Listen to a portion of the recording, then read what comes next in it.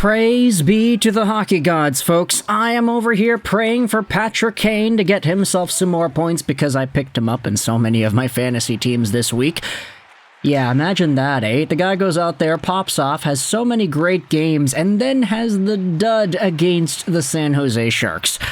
Yeah, that's why I was super happy to see his assist get removed in the second Tarasenko goal. Anyways, let's go out there and talk about some extended Detroit Red Wings trade talk, as highlighted by Frank Saravalli, and as also talked about on the Hockey News. I'll leave a link in the description to the article that we're going to pull from, and of course, link is also going to be in the description to our affiliate link for ExpressVPN. Go out there and use it. It gives us a little bit of a kickback, and you can get some free months too. Everybody wins for one of the best VPNs on the market. But in the summer, last year, we were talking a lot about the New York Rangers. We discussed the idea of Jacob Trouba heading over to Detroit because of all the rumors and all the speculation that said that Trouba's time in New York was done. If it wasn't a trade to Detroit, it would be a buyout. It would be something of that nature. He would get waived or something like that. But long story short, Trouba remained with the Rangers for much longer than we had anticipated. We thought he would be done, gonzo, by the start of free agency in July.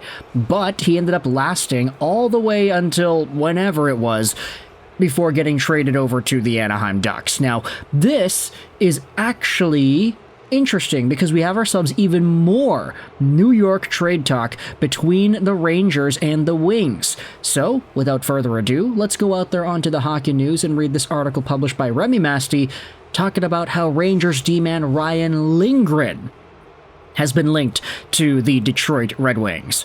The Rangers have a big decision to make regarding Ryan Lindgren's future. Let's dive into the article. It's pretty short, but it's still going to be linked in the description if you want to read this yourself. Ryan Lindgren will to become... Okay, that is a terrible way to start out your article. Ryan Lindgren will to become an unrestricted free agent next season as he's been the subject of multiple trade rumors. Please, somebody get an editor on this. The New York Rangers are at an interesting point right now. The team is currently outside of a wildcard spot, and its playoff hopes are slowly dwindling. Rangers GM Chris Drury must decide if he wants to either push for the playoffs or take a seller's approach at the trade deadline in March. NHL insider Frank Saravalli brought up the idea of the Detroit Red Wings trading for Lindgren if the Rangers indeed are willing to move on from him. I wonder about Detroit, Saravalli said. Is he that big of an upgrade, though? That's the question I'd have to ask, Saravalli said, and I don't know how big the Red Wings are going to spend.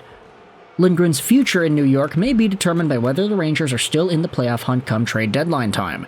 The 26-year-old defenseman has recorded 2 goals and 7 assists and 9 points in 37 games while averaging 1946 time on ice. And that's it. That's all the article goes out there and talks about. No other extended look here. Ryan Lindgren, just in case you needed the scoop, is playing with Adam Fox on the top pairing. He hasn't been given all of Fox's minutes. I think a lot of that has to do with the power play, but Lindgren is indeed one of these more relied upon defensemen. You can see the Daily Faceoff advanced analytics here. He is one of the top played defenseman in the NHL, but he doesn't really do too much else outside of that. His fantasy value is just in the bottom half of the league. He is a 19th percentile in goals, 40th percentile in assists, 19th percentile in the power play, 21st percentile in the shots on goal category, but he is in the top half of the league when it comes to plus minus and his hits. His last 3 seasons weighed, he hasn't necessarily been too much of a point-producing machine, more of a physical defenseman, a guy who just kind of stabilizes the back end. And if you go over to the profile here, he's 26 years old, left-handed guy, signed on till the end of the season, making $4.5 million a year. A player who was once a 2016 second-round draft pick by the Boston Bruins, who inevitably worked his way up to being a top-pairing guy with the Rangers. He's on pace for 18 points this season, which would be right in line with his career average, so he doesn't really provide anything special offensively, but he will go out there and lay the body, he will block shots, he will get some points once in a while too, all in that 19 to 20-ish minute of time on ice territory per game. Recently, he's averaging 21, 22 minutes time on ice per game, so that's kind of where his deployment has been in the past little while for New York. But the question really is here, do you see the Red Wings making some sort of a move about this? Frank Seravalli went out there and spitballed, saying that he sees the Lindgren train heading to Motown, but questions whether or not it would be a significant upgrade.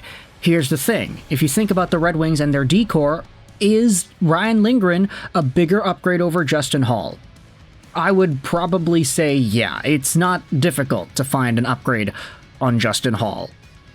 Meanwhile, there are some other guys. Ben Sherratt has been up and down, but I think when he is at his best, he is very valuable. Simon Edvinsson has been working himself up there. Albert Johansson's young, and he also is becoming better. Erik Gustafsson has shown a lot more as of late compared to what he had shown previously under head coach Todd McLellan.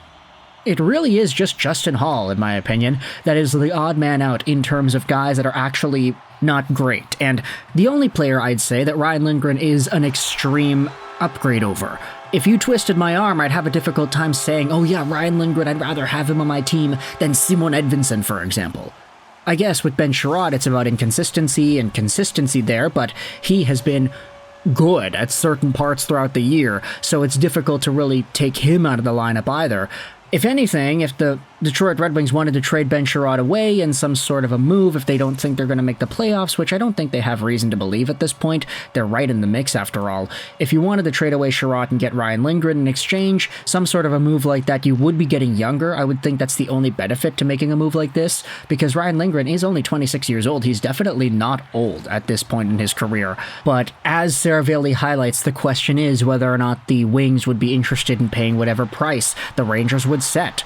Ryan Lindgren's contract is expiring, and he is a technical top-pairing defenseman. Maybe he's not a top-pairing caliber defenseman, but on the Rangers he is, and he plays pretty alright with Adam Fox. So, is there value on that supersedes the Red Wings' available price? Is it a first and maybe something else? Is it 2 seconds, or is it 2 firsts? I don't know. You can go out there and let me know your thoughts in the comments section below. I feel like just based off of the contract, because it's expiring, there is some lessened value there. I would think maybe a first and a C-tier prospect maybe gets it done. I don't know if the Rangers would necessarily want a roster defenseman to come in return because, hey, Ryan Lindgren's 26 years old. They can't really be getting younger, quote-unquote, unless they take an Albert Johansson-like asset, which then again, would the Wings be comfortable giving that up? Honestly, probably not. They've already done enough developing with him that they want to see the fruits of that on their own team. So if it's a first and maybe another prospect, okay, I could think about it. But if they're trying to get another roster caliber defenseman who is younger than Lindgren, that's going to be tough to do because 26 is a pretty low bar already. And ultimately, I don't know if the Red Wings would be willing to do that. So let me know your thoughts in the comment section below. What do you think about this trade idea? What do you think about Frank Seravalli linking Ryan Lindgren to the Detroit Red Wings? Do you think this is possible? Do you think it's not? We had already discussed the Red Wings and Trouba trade rumors all the way back in July. And now it's been 7 months or whatever it is. Wait, July, August, September, October, November, December, January. It's been 6 months. And we're talking about the Rangers and the Red Wings one more time. Ryan Lindgren this time, baby. Slowly working your way up. Maybe eventually it'll be Adam Fox, but who knows? Let me know your thoughts in the comment section below. If you're a Red Wings fan or a Rangers fan, what do you think is the appropriate trade price for a guy like Ryan Lindgren? And do you think Stevie Y could make a trade like this? Let me know in the comment section below. I hope you enjoyed this video. Sign on. And bye.